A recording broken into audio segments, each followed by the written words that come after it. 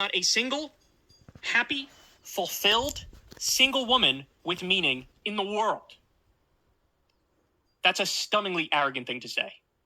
A stunningly arrogant thing to say. All right, let's listen.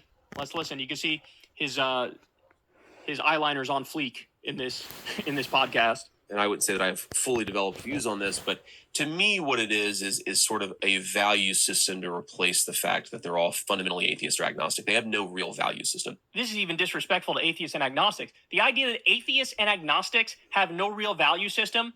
I know plenty of atheists and agnostics with a much stronger moral and ethical code than many religious people. See, this is what you get. The people who convert to a religion as an adult, they're always the dumbest and the biggest freaks. Let's keep it real, right? I'm an atheist.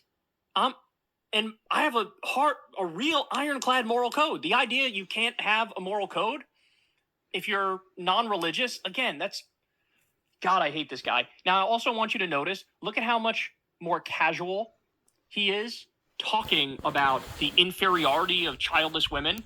Look at how more casual he is and relaxed he is and comfortable he is versus going in a donut shop and trying to get some donuts and recording a campaign video about it. He's wooden as all hell in that scenario, but here he's casually and freely talking about it. Why? Because this is the shit he thinks about all the time, how terrible women without kids are. All the time. time. All right, from the top. And I would say that I have fully developed views on this, but to me, what it is sort of a value system to replace the fact that they're all fundamentally atheist or agnostic. They have no real value system. Their only value system is achieve in a very conventional way.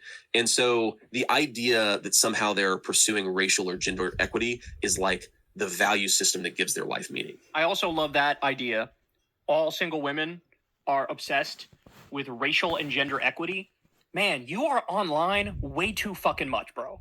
There are so many women who are single who may even have conservative politics, but it doesn't even occur to him because he's fucking poisoned from online political discourse. I'll find that value system leads to misery and leads to unhappiness. And so I think that what happens is, like, whenever you really pursue something, right? Like, let's say a doctor gives you a medicine to cure a disease and it doesn't work, right?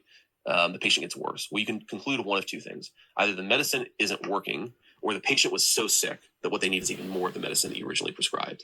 And I think the gender inequity stuff is like, we need more of the medicine. Okay, clearly this value set has made me a miserable person who can't have kids because I already, passed the biological period when it was possible. And I live in a 1,200 square foot apartment in New York and I pay $5,000 a month for it. But I'm really better than these other people. What I'm going to do is project my racial and gender sensitivities on the rest of them. And the reason that our society is broken is because these people don't think the exact way that I think. Even though the way that I think has made me a miserable person, I just need to make more people think like that. So we're going to teach this in our schools, in our universities, even in our elementary schools, because once everybody agrees with me, then everything will finally come full circle and we'll have a happy, healthy society. He's the one with a sense of superiority, as he's ironically claiming childless women are the ones with a sense of superiority. Why are you so fucking obsessed with micromanaging these people's lives? Weird, right? And declare, well, you don't have any meaning. You don't have any purpose if you go down that path. What the fuck do you know? Look, as somebody who has and they want me to vote for him.